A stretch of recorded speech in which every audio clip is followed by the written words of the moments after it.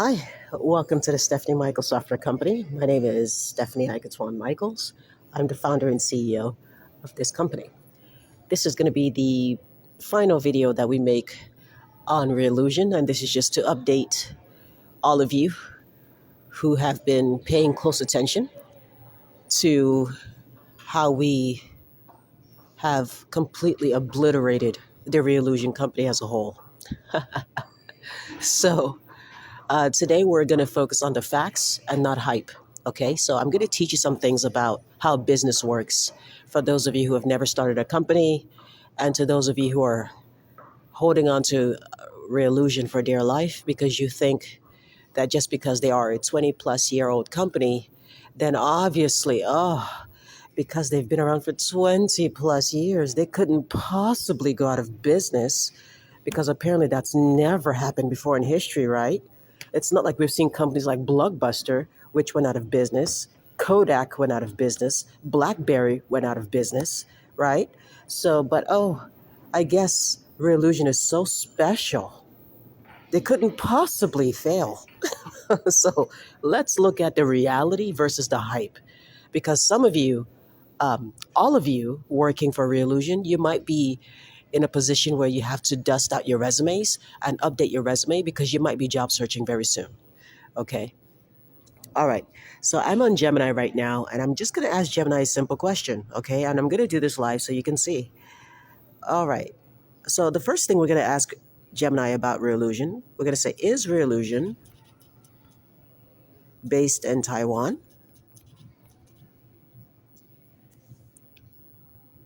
Oh, I meant to say in. It said on. Okay, so let's see. We're going to get some facts. This is what I mean by show me the Carfax, okay? Because we don't focus on hype. Business owners focus on the Carfax. We want the truth. So, number one fact about Reallusion that everyone should know, they're not an American company. They are based in Taiwan, okay? In Taiwan. So it says, yes, Reallusion has a major presence in Taiwan, though its corporate structure is international. Okay. Next thing that you need to know about Reallusion, is Reallusion a private company or public company? Okay, so I'm going to teach you some cold hard facts today, ladies and gentlemen.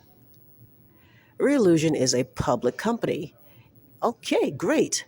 So it says while it maintains a global presence with headquarters in Silicon Valley and R&D in Taipei, it is listed on the Taipei Exchange under the stock ticker 6824. Okay. As a public entity, the company is subject to financial disclosures requirements. Oh, wow. Financial disclosure requirements. You know what that means, ladies and gentlemen? That means if you are a giant flop, you have to report it because you're a public company. You can't hide it. So now let's find out if Reallusion is a success or a giant failure. So we're going to ask, is Reallusion making a profit or is it failing? How is it doing in the market? How is it truly doing? Let's find out. Because understanding where Reallusion is going to help you guys understand why they are so jealous of this company, of our company. You want to know why they're trying to attach themselves and latch on to my company? You're going to know why in this video. Okay, so let's see. As of mid 2026, Reallusion is facing significant financial headwinds and is currently not profitable. Oh, wow. What a shock. You mean to tell me the all powerful and almighty Reallusion that's been around for 20 plus years that can't possibly fail because they're a 20-year-old company and blah, blah, blah, and such and yada, yada, yada? You mean to tell me as of 2026, they are not profitable? So now you guys will understand why their company is trying so hard to latch onto my company, and why, like we said so many times, they're trying to ride what's called the Univah wave. They see that our company has momentum. They can see that we're doing well. They can see that we are higher quality than them. They can see that we are positioned for professionals at the highest level, while their tool is attracting low quality Nigerians who don't know how to make a film. Okay, so huge difference in audience. They're attracting low quality Nigerians who watch Nollywood movies, which are the worst movies ever made on the planet. If you know anything about Nigerian Nollywood movies, those are literally the worst films, okay, ever created on the planet. And that's who they get to promote their tool.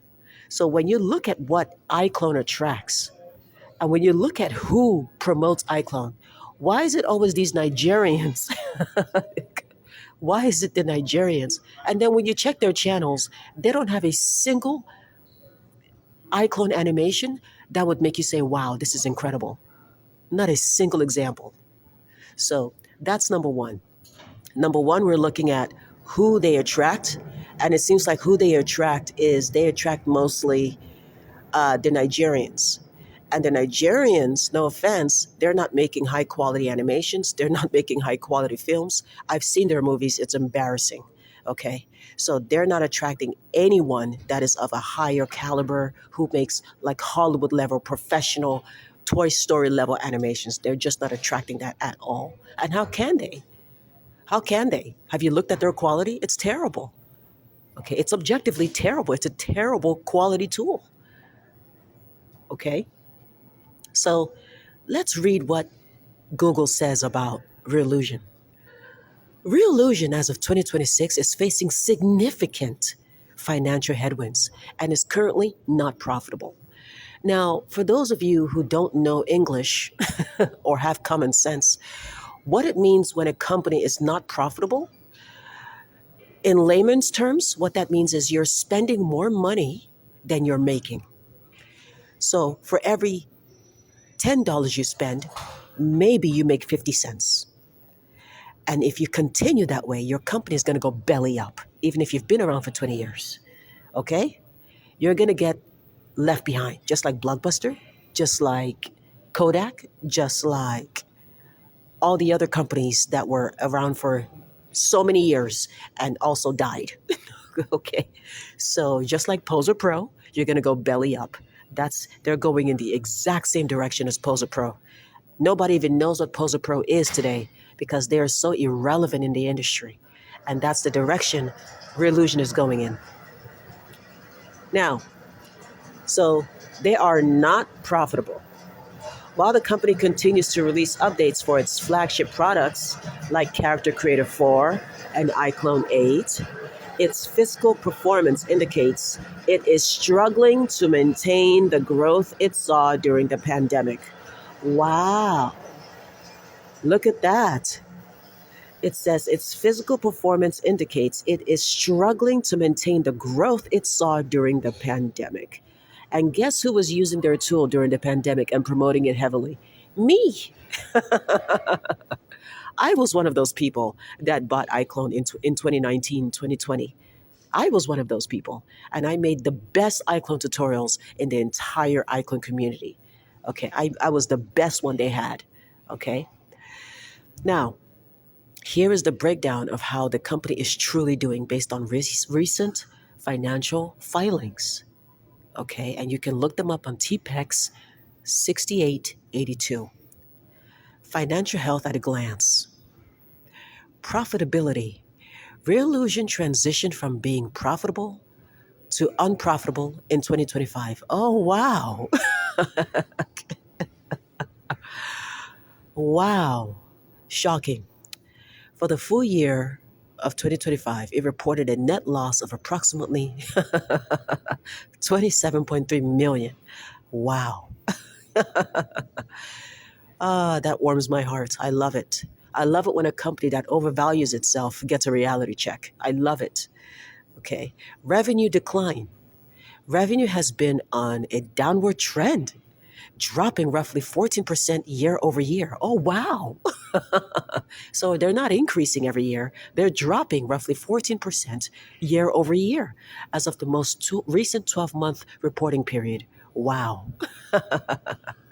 Stock performance. The stock has lost a massive amount of its value over the last few years, since early 2022. Wow. 2022. Guess what became popular in 2022? The Univah film engine. Guess who stopped promoting Iclone in 2021, 2022? Me. Guess who totally abandoned the Iclone company and the Iclone product in 2021, 2022? Stephanie Michaels. That's right, me. Yes. Now, I'm not saying that I'm the most important person in the whole community, but the timing is interesting that when I leave, that's when they start, failing. It's interesting that when I leave, they start to flop. I'm just saying it's interesting. The timing is interesting. Okay? Okay. Since early 2022, its market capitalization has dropped by over 60%. Wow, over 60%. They've dropped, reflecting a lack of investor confidence in its current trajectory. And why would any investor be confident in such a retarded company? This company is so dumb. Of course, nobody's confident in this company. Their own staff aren't confident in this company.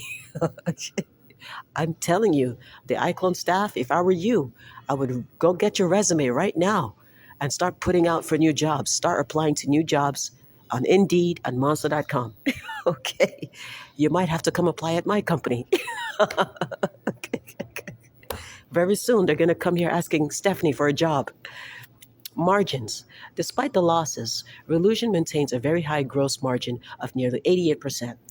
This suggests that while their software is cheap to make, reproduce, their operating expenses, likely high R&D and marketing costs, are far exceeding the money they are bringing in. And why would the software be cheap to make? Why would Reallusion be cheap to make? It would only be cheap to make if they're doing all their development in Taiwan. Okay? If their development happens in Taiwan, that's the only reason why Iclone would be cheap to make. Because if you're paying American developers, especially if they're in Silicon Valley, those people charge an arm and a leg. It's very expensive to pay for software development. So there's no way that you're making a software like Iclone and it's cheap to make. The only way you can get it done cheaply is if you go to Taiwan. Or China, or if you pay some Indian $2 an hour to help you code the thing. That's the only way it's going to be cheap. And that's why your software gets pirated all the time, because it's made in Taiwan. That's why. When you have any software that's made in China, Taiwan, India, it's going to be pirated like crazy because the developers are the ones that make the pirated software. It's never an outsider that pirates a tool. It's always one of your own developers that takes your tool and leaks it to the public. So that's the truth about pirated software. It's your own team that pirates software. It's not possible. It's just not possible for an outsider that doesn't know anything about your source code to pirate your software. The only way your software gets pirated is when one of your own developers from Taiwan or India or China takes your source code and sticks it in their little flash drive, and then they go home and they make a keygen, and then they make a backdoor, and then they boost that to the public. That's how. And that's why, no matter how much you search for a Univah crack, you haven't found one. You want to know why you haven't found a Univah crack online? Guess why? Because unlike Reallusion, my developers are not in Taiwan. And unlike most of these big companies, what do you call it? Outsource. I don't outsource my development to India and to China. We do all of our development in-house on my computers. My developers aren't even allowed to take my source code and use it on any computer that I don't own. Every single line of code is written on computers I own, and I watch them like a hawk. Nobody takes my source code. I own my source code. I watch it like a hawk, and I don't let anyone take it home. Nobody gets to work from home. No, everybody that works on my source code works under my supervision. My eyes are always on everybody. So there's no stealing. There's no way that you're going to be able to take my source code and put it on the internet as a crack. That's the difference between me and Taiwan. Okay? benefits of being a small company versus being a big company. You can't keep track of your staff. You don't know what the staff are doing in Taiwan. Ah, bless your heart. Ah, the it is failing context. Okay. So to say a company is failing is subjective, but there are clear red flags. Declining earnings. Their earnings per share, EPS, have plummeted. Oh, wow. Yeah, so they're not doing very well. Okay. Um, so here's what we're going to ask. We're going to ask, is this similar?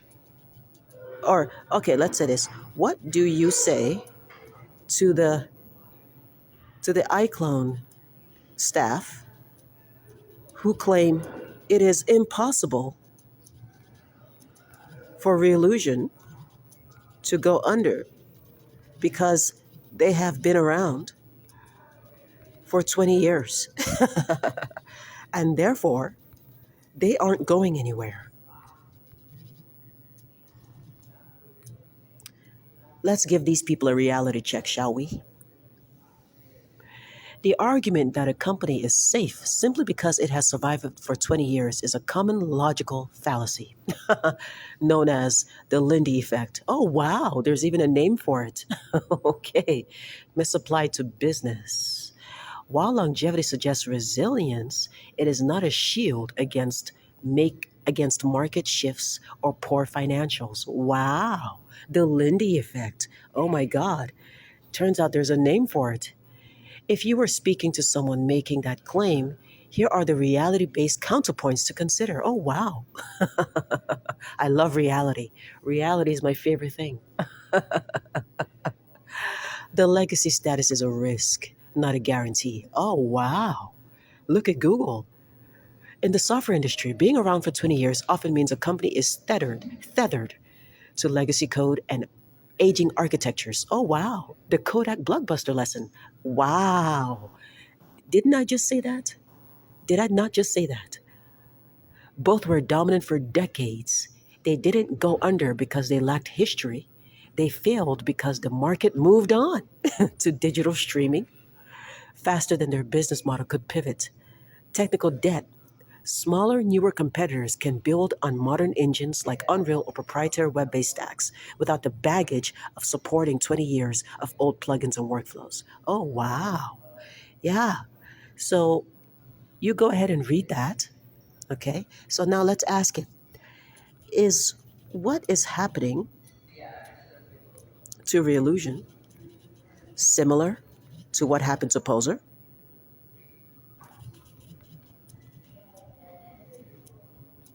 to what happened to Poser Pro? Let's see how Poser Pro became irrelevant. Let's find out. The situation with Reallusion in 2026 bears a striking resemblance. Oh, wow. Striking resemblance. Oh, wow. Not just a resemblance, the resemblance is striking to the decline of Poser Pro. What did I tell you? Didn't I tell you? You can sense, you can tell. You can look at patterns, and any smart person can say, hey, as it was with them, so shall it be with you. Okay, but with a modern high stakes twist. If you look at the trajectory of Poser, which was the gold standard for easy 3D characters for nearly 2 decades before fading into a niche hobbyist tool, the parallels are hard to ignore. Wow, the ease of use moat has evaporated. All Poser's fall. Poser dominated because 3D modeling and rigging in the early 2000s were incredibly difficult. When Dash Studio offered a free alternative and Autodesk made professional tools more accessible, Poser's easy workflow was no longer a unique selling point. Aww. Reallusion, poor you. You used to be somebody. Reallusion's mirror. Reallusion thrived because Character Creator and Iclone simplified what used to take weeks. Now, with MetaHuman and AI-driven generation tools, the barrier to entry has dropped to zero. Ah, financial stagnation and microcap status. Poser's fall. Poser went through 6 different owners. Reallusion's mirror. Reallusion is currently a microcap public company with a market valuation of only 13 million. In the world of tech, that is a dangerously small valuation. Univah is worth more than that. Univah is at least $500 million worth, even today. There are recent shift to net losses. Wow. Ah. So anyway, for those of you who want the Carfax, these are the Carfax. You can go to Google and ask if Reallusion is profitable. Ask if Reallusion is doing well. It is not, sweetie. Okay? And I suggest that a lot of you today, tonight, don't waste any time. Okay? Don't procrastinate on this. Be a winner. I invite you to become a winner. You've been losing your whole life. Start being a winner. Go get your resume out and start, applying to new companies because your little Reallusion company, I don't see it lasting for too long. Here's what's going to happen, sweetie. Okay, here's what's going to happen. Uh, Reallusion is going to either, if they kiss up to Unreal, if they kiss Epic Games' ass enough, maybe Unreal Engine Epic Games might feel sorry for them and acquire them and just destroy the tool because honestly, what use is Reallusion to Epic Games, so they have MetaHuman. They don't need your character creator. So they don't really need anything you have. Your content store has mediocre content. What are they going to do with that? So um, maybe if you kiss Unreal Engine's ass enough, they might acquire you, Reallusion, and save you from your impending doom. But that's the only company I can see maybe wanting to have anything to do with you. Or maybe you can go Becksmith Micro, the same people who acquired Poser. Maybe if you kiss their ass, then they'll acquire you and save you from impending doom. Okay, but what's going to happen? Just like Poser went through 6 different owners, if Reallusion is continues to decline, uh, they're going to need some sort of bailout. They're going to need someone to help them to acquire them or something. And whoever acquires you, you just have to hope that they know what to do with your tool. Otherwise, it's just going to be acquired and then become irrelevant. And then what are you going to do? What are you going to do? What are you going to promote then? So, yeah, I just love giving people facts. I'm going to thank Gemini. Thank you, Gemini, for the Carfax.